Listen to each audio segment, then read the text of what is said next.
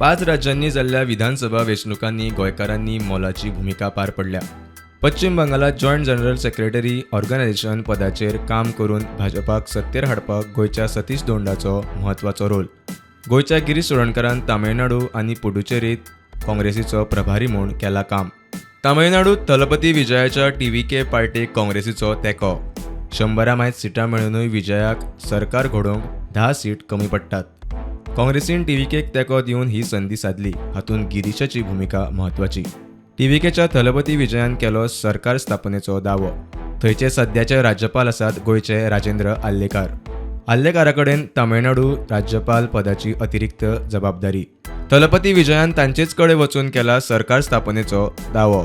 केरळात LDF वचून काँग्रेसीच्या नेतृत्वा खाला UDFन मारल्या बाजी.